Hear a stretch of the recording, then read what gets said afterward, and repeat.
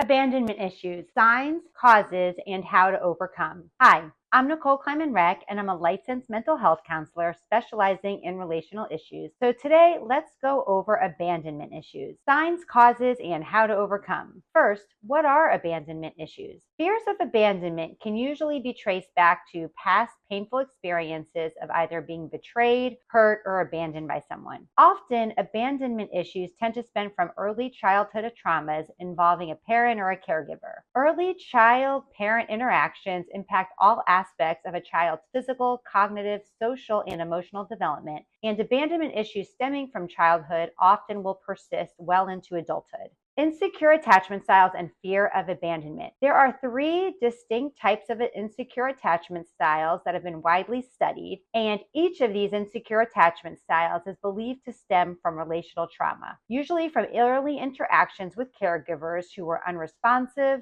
unpredictable, or abusive. The three insecure attachment styles are avoidant attachment style, and people with an avoidant attachment style tend to cope with abandonment issues by not allowing people to get close to them and by not opening or trusting others. They are usually distant, private, or withdrawn, and they often fear commitment and either avoid conflict by shutting down or even leaving and ending a relationship. The anxious attachment style people with anxious attachment really tend to cope with fears of abandonment by latching onto others and developing really close and codependent relationships. They often feel really needy, persistent, and have difficulty separating themselves from their partner in more healthy ways. They tend to be emotionally reactive, interpreting conflict as well as arguments as a sign that their partner is going to leave them, and they may engage in many fear-based behavior in order to avoid their fear of being abandoned. Disorganized attachment style. People with a disorganized attachment style tend to be uncomfortable with intimacy and closeness and often lack empathy. There are often a lot of inconsistency with person tends to behave and respond in relationships, sometimes exhibiting features of both the avoidant as well as the anxious attachment style. Disorganized attachment is sometimes associated with antisocial, narcissistic, or borderline traits and disorders. Abandonment issues that show up in a person's relationships tend to impact romantic relationships the most. And this is because people with abandonment issues are more likely to have their defenses up and making it more difficult for them to form these close, healthy relationships. People with abandonment issues will display unhealthy patterns in their relationships, like pushing people away, because some people will push people away, will withdraw, and will develop trust issues, and they're often unable to open up and be honest with their loved ones.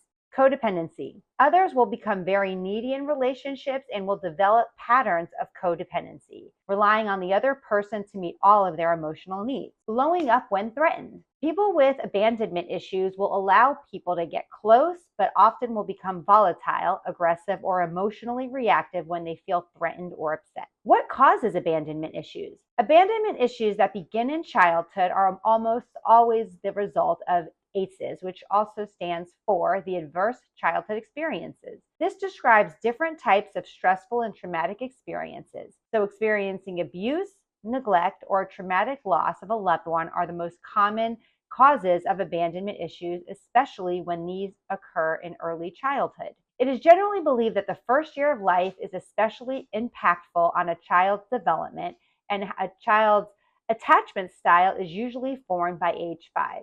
How to deal with abandonment issues. In addition to working with a counselor, there are also many things you can do on your own to help overcome your abandonment issues, including determining what your attachment style is.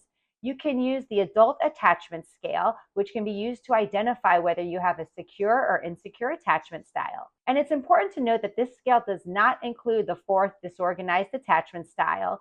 So we'll go ahead and link the adult attachment scale in the description below. You can also learn more about your style, specific defenses, and what triggers them. With reflection, you may be able to note some patterns with your own attachment and your own abandonment issues that might show up. So you'll be more likely to not only be aware of them, but also to make changes to them. Some patterns to identify include what past or childhood experiences these issues may stem from, how these experiences affected your view of yourself, others, and relationships, what situation triggers these memories and insecurities now, how you typically respond when triggered, what do you do, what do you say, and how these responses often act as a barrier in your intimate relationships. You also can practice more effective responses to your emotional triggers because while you cannot change traumas of the past or those painful experiences, you can definitely work to heal by changing your relationship with your past. Usually, the coping mechanisms that were once adaptive in childhood often become more maladaptive in adulthood.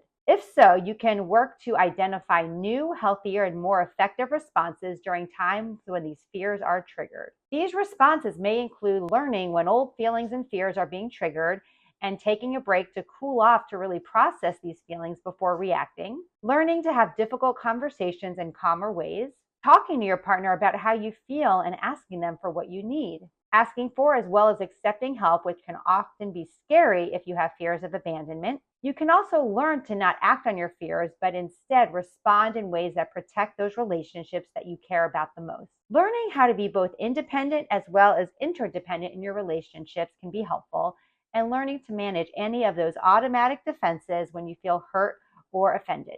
Final thoughts. If you are currently in a relationship that is being affected by your abandonment issues, consider seeking out a licensed mental health counselor who specializes in couples therapy.